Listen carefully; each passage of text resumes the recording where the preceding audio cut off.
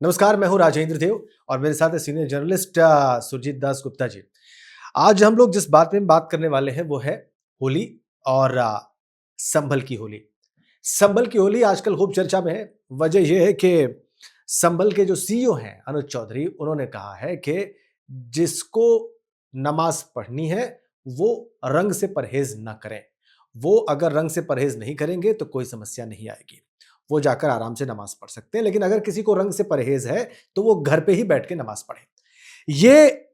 ये चर्चा का विषय बन गया है। अपोजिशन ने अटैक किया है इस बात के लिए गवर्नमेंट पर, क्योंकि उनका कहना है कि इस प्रकार की बात कोई गवर्नमेंट ऑफिशियल नहीं कर सकता। अच्छा, ताजा अपडेट ये है इस मामले में कि संभल में जो होली का जुलूस मार्च निकलेगा, उस रास्ते में, उस मार्च के रास्ते में जितनी भी मस्जिदें पड़ेंगी उनको ढक दिया जाएगा। ये बड़ी बात है। होली और रमजान का फ्राइडे एक दिन पड़ रहा है, इसलिए सारी बातें खड़ी हो रही है। पूरे देश में, पूरे मुल्क में इस पर बहस चल रही है। तो आज हम भी इस पर बात करेंगे कि इसका मतलब क्या है। सुरजीत दादा, ये मतलब in your opinion, is this debate justified in modern India? The matter of contention is whether a government official should have said it, number one. And then there are opinions from both the sides. Right. हिंदुओं का कहना है कि जुमा तो साल में 52 बार आता है, एक दिन के लिए एडजस्ट कर लीजिए। मुसलमानों का कहना है कि हम जो जुमे की नमाज का जो टाइम है 12:30 से 1:30 बजे लगभग, उसको हम एडजस्ट नहीं कर सकते, बाकी आप कुछ भी एडजस्ट करवा लीजिए। शुड वी से दिस कि ये पूरा हिंदू समाज कह रहा है या पूरा मुस्लिम समाज कह रहा है? इसको कहना ऐसे, देखिए, जो वोकल सेक्शन है ना किसी भी समाज का, वही सुनाई देता है। बाकी जो शांत है उनके मन में है, ये कौन जान सकता है। लेकिन जो वोकल लोग हैं, चाहे सोशल मीडिया पर हो और चाहे जो टीवी के कैमरा पे आ रहे हैं, वो तो यही कह रहे हैं कि एक बार, एक दिन के लिए एडजस्ट कर लो, कोई कहता है 1 घंटे के लिए एडजस्ट कर लो। तो 1 दिन और 1 घंटे के बीच में बहस छिड़ी हुई है। अब मसला ये है जो आपने उठाया कि क्या किसी सरकारी अफसर को ये बात कहनी चाहिए, ये अपोजिशन कह रहा है। हाँ, तो वो जो सवाल है उससे उसका जवाब यही हो सकता है कि अगर आपको भारत को सेक्युलर राष्ट्र बनाना था, केवल कागज पे नहीं बल्कि सही मायने में, तो फिर किसी भी ऐसी चीज का कवरेज ही नहीं होना चाहिए था मीडिया में। जैसे मोदी जी जब किसी तीर्थ स्थान पे जाते हैं, जब राम मंदिर का उद्घाटन करते हैं, मीडिया क्यों दिखाती है? ना दिखाए, सेक्युलर राष्ट्र है ना। क्योंकि सेक्युलर का मूल अर्थ ये नहीं है कि आप सबके बीच बराबरी करें। सेक्युलर का मूल मंत्र ये है कि हमारा किसी भी धर्म मजहब से कोई लेना देना नहीं है। हम एक प्रकार से नास्तिक है, तो वो तो हमारा देश है नहीं। तो जो ऑफिसर होता है उसका भी कोई ना कोई तो एक धर्म या मजहब होता है, तो वो अपने विचार से वो कह रहा है। आप ये कह रहे हैं कि सीईओ अनुज चौधरी का मजहब हिंदू है, इसलिए वैसी बात कर रहे हैं? कई बार ऐसा ही देखा गया, बल्कि हमारे यहाँ पर तो न्यायालय में भी, मैं आपको एक उदाहरण देता हूं कि जब शबरीमला मंदिर पे सुप्रीम कोर्ट में केस चल रहा था और कहा जा रहा था कि महिलाएं भी उस मंदिर के अंदर जा सकती हैं, उसमें एक पारसी जज थे। अच्छा, उनको पूछा गया कि क्या आप यही चीज पारसी मंदिर में अलाउ करेंगे? वो इतने आग बबूला हो गए, इतना आपा खो दिया उन्होंने, उनका ब्लड प्रेशर हाई हो गया। किसी तरह से जो जुडिशियल ऑफिसर्स वगैरह थे उन्होंने संभाला उनको, जबकि वो तो एक संवैधानिक पद पर है, उनको तो अपनी उसकी मर्यादा निभानी चाहिए थी। कि उनके अपने धर्म पर जब बात आई तो उनका सेंटिमेंट हैंडल नहीं हुआ उनसे। तो ये होता है हमारे देश में, प्रैक्टिकली ये होता है। हाँ, प्रैक्टिकली ये होता है। अच्छा, इस प्रकार की बहस होनी चाहिए? हाँ, आपको लगता है इज इट जस्टिफाइड? देखिए, जब तक शांतिपूर्ण परिवेश में बहस हो रही है तब तक कोई हर्ज नहीं है। हिंसा नहीं होनी चाहिए, ये मेन बात है। मेरा ये मानना है कि दोनों तरफ से एडजस्टमेंट हो सकता है। कि एक तरफ आप देखिए, अगर मुसलमान कह रहे हैं कि हम होली नहीं खेलेंगे, लेकिन आप केवल मस्जिद के आसपास होली मत बनाइए, अन्य जगहों पे मनाइए, तो हमें कोई हर्ज नहीं है।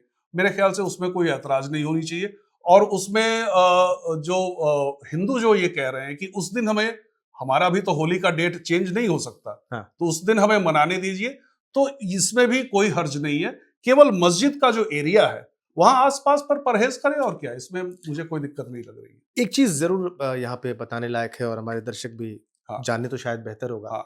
सल्तनत पीरियड में, बिफोर मुगल्स, जब दिल्ली में सल्तनत थी, गुलाम वंश और इस प्रकार की डिनेस्टीज हुकूमत कर रही थी, तो उस वक्त जजिया देता था हिंदू समाज। लेकिन होली पर कोई ऐसी रोक की बात नहीं थी। शहरों में कम खेली जाती थी, गांव में छक के होली खेली जाती थी। जी। मुगल्स ने तो बाकायदा, मुगल गवर्नमेंट ने तो प्रोटेक्ट किया। और जो मुझे पता चला, जो मेरी जानकारी में आया उसमें, कि इसको एक बाकायदा गवर्नमेंट फेस्टिवल का दर्जा भी अकबर के टाइम में हासिल था।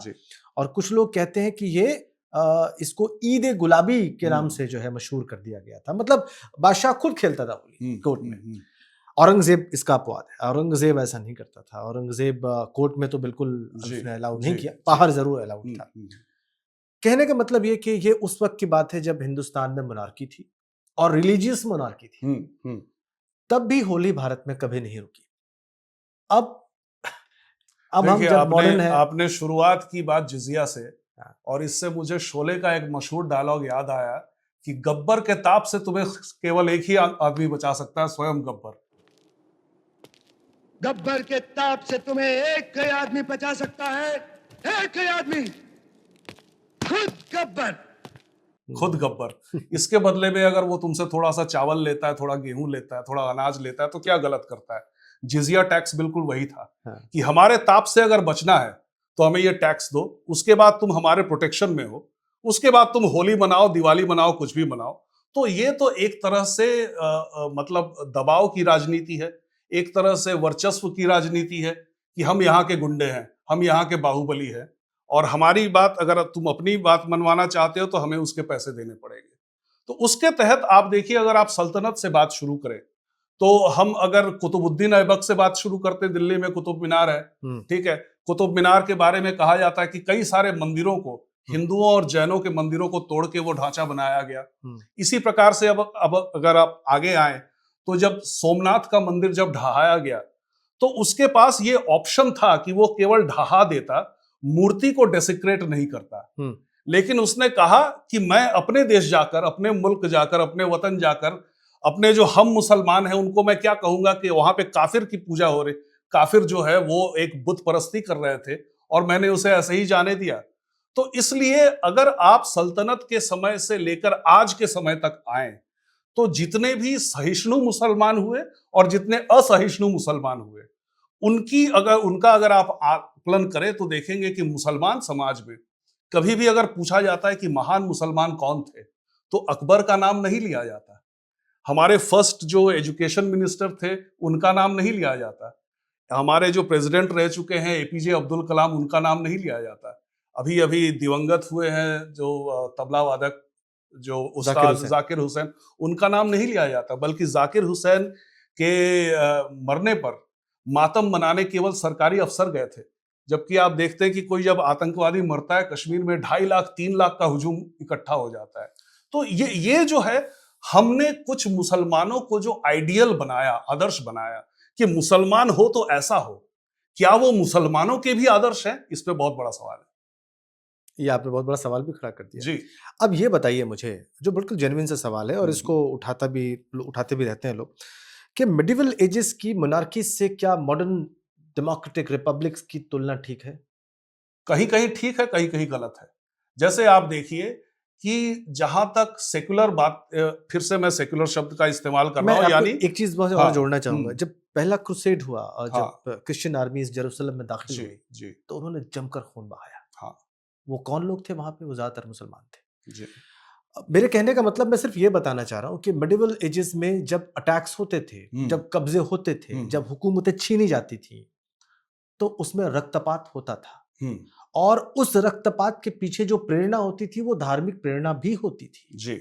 उसके पीछे बड़ी प्रेरणा होती थी। तो सिर्फ ये कह देना कि सल्तनत पीरियड में यहाँ पे उन्होंने ऐसा कर दिया, या जो सोमनाथ, बात बिल्कुल फैक्चुअली सही है, ऐसा ही हुआ था, लेकिन ऐसा होता था, ये कोई एबरेशन नहीं था। इसीलिए मैं कहता हूं कि जब भी किसी भी धर्म के फॉलो करने वाले लोगों की बात होती है तो मैं हमेशा ये कहता हूं कि आप किसी इंसिडेंट, किसी घटना या फिर किसी समूह को उद्धृत मत कीजिए, आप उनकी किताबों को उद्धृत कीजिए।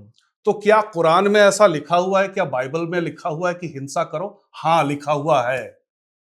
लेकिन क्या भगवत गीता में लिखा हुआ है? केवल एक युद्ध के परिप्रेक्ष्य में लिखा हुआ है। बल्कि आप वेद पढ़िए, पुराण पढ़िए, ऐसा कहीं नहीं लिखा जैसे कुरान में लिखा है कि रमजान के पाक महीने के अलावा तुम गैर मुसलमान को कत्ल कर सकते हो, ये जायज है। तो ये चीज जो है, क्योंकि आप कभी अगर किसी इंसान का उदाहरण दे रहे हैं तो एक अच्छा इंसान भी हो सकता है, एक बुरा इंसान भी हो सकता है। आप जितने सारे अफजल को गिनवाएंगे वो उतने सारे अब्दुल कलाम को गिनवा देंगे। इसलिए इससे निष्कर्ष पे नहीं पहुंचा जा सकता क्या धार्मिक उन्माद इसके पीछे दोषी है या नहीं। वो केवल किताबों से ही साबित हो सकता है कि क्या किताबों में ऐसी बातें लिखी हुई हैं, क्या किसी हिंदू स्क्रिप्चर में ये लिखा हुआ है कि तुम अपनी बीवी को पीट सकते हो? नहीं लिखा हुआ है। लेकिन क्या हदीस में लिखा हुआ? बिल्कुल लिखा हुआ है कि आप बीवी को पीट सकते हैं, बशर्ते कि उसका चेहरा ना खराब कर दे, उसका शरीर का कोई भी मतलब इररिपेरेबल डैमेज नहीं होना चाहिए, लेकिन आप ये क्षति पहुंचा सकते हैं अगर आपकी पत्नी आपकी बात नहीं मानती है तो इसलिए वहां से जब स्रोत मिलता है, वहां से जब प्रेरणा मिलती है। और केवल यही नहीं, देखिए आज से रामचरितमानस में ढोल गंवार शूद्र पशु नारी सकल हाँ, ताड़ना के अधिकार। हाँ, ये कौन बोल रहा है? गोस्वामी तुलसीदास। नहीं, लेकिन कौन बोल रहा है रामचरितमानस में? सागर बोल रहा है, राम नहीं कह रहे हैं। रामचरितमानस के आदर्श कौन है? राम है। ये जब वार्ता होती है, जब राम जी जब समुद्र तट तक पहुंच जाते हैं और उसके बाद 3 दिन तक वो, लेकिन राम काटते भी नहीं इस बात को।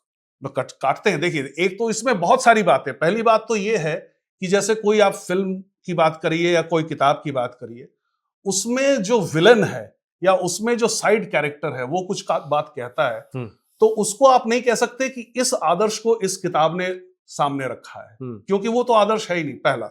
दूसरा है कि वो तारन है या ताड़न है, र है या ड़ है, क्योंकि ताड़ना में इसमें भी प्रश्न है। मैं देख रहा हूं, मैं ताड़ रहा हूं किसी को, मैं मार नहीं रहा हूं, मैं ताड़ रहा हूं, तो वो किस अर्थ में कहा गया है ये भी देखने की बात है। तो उसमें ये, और ऊपर से तीसरी बात ये है कि रामचरितमानस, लेकिन क्या ढोल जो शब्द है क्या उसको सिर्फ देखा जाएगा? मैं अपना तर्क पूरा कर लूं। तीसरी बात जो है, रामचरितमानस जो है वो मूल ग्रंथ नहीं है। मूल ग्रंथ वाल्मीकि रामायण है। तो उस समय आप ये भी कह सकते हैं कि 15वीं 16वीं शताब्दी में रची गई जो रचनाएं हैं वो उस समय के समय से प्रभावित हुई होगी, इसकी संभावना है। लेकिन जहां तक एक और चौथा फैक्टर भी ये है कि ईसाई और हिंदू ये दो ऐसे समुदाय हैं जिन पे ये छूट है कि आपकी धार्मिक पुस्तकें यदि आपको ऐसा कुछ करने को कहती है जो कि आधुनिक परिप्रेक्ष्य में आपको सही नहीं लगता, तो आप उसको नकार सकते हैं, आप उसको ओवरलुक कर सकते हैं। क्योंकि देखिए, कुरान में बहुत सारी बातें बाइबल से आई हुई है। वो पहले बाइबल में थी, उसके बाद कुरान में आई। जैसे होमोफोबिया की बात ले लेते हैं, हाँ, तो कुरान में जो होमोफोबिक बातें हैं वो बाइबल से आई हुई है। लेकिन क्रिश्चियन लोग बाइबल के उन हिस्सों को सीरियसली नहीं लेते। मुसलमानों के केस में क्या है, या तो आप कुरान को 100% मानिए या फिर आप मुसलमान ही नहीं है, आप डिस्क्वालिफाइड हो जाते हैं। तो मजबूरी में मुसलमान को मानना पड़ता है या फिर वो मुसलमान ही नहीं रहते। ये एक बहुत बहुत बड़ी समस्या है जो दूसरे समुदायों में नहीं है। नहीं तो वैसे आप बात कीजिए तो जो किताब 2000-5000 साल पहले लिखी गई हो उसमें ऐसी बातें बिल्कुल हो सकती है, चाहे वो किसी भी धर्म की हो, जो कि आज के परिप्रेक्ष्य में हमें सही नहीं लगती है। लेकिन क्या हम उसको ओवरलुक कर सकते हैं? ये ओवरलुक करने का ऑप्शन मुसलमानों के पास नहीं है। ये उनका धर्म जो है उनको इजाजत नहीं देता इस बात का। चलिए, तो अभी संभल में क्या होना चाहिए, बस मैं संक्षेप में चाहूंगा इसका। देखिए, समाधान तो वही है कि टकराव की कोई स्थिति ना हो, मस्जिद के बाहर ना बने, ठीक है, बाकी कहीं पर भी बनाते रहे। अब एक ट्रिकी क्वेश्चन ऐसा आता है कि अगर कोई मस्जिद ऐसी जगह हो जहां चारों तरफ हिंदू ही हिंदू रहते हैं, तो वो क्या करे? वो क्या करे? तो इसके लिए योगी जी ने कहा है कि आप घर पे नमाज पढ़िए, क्योंकि नमाज वैसे भी इस्लाम में ऐसी कोई मजबूरी नहीं है कि आपको मस्जिद में जाके ही नमाज पढ़नी है, घर पे पढ़िए।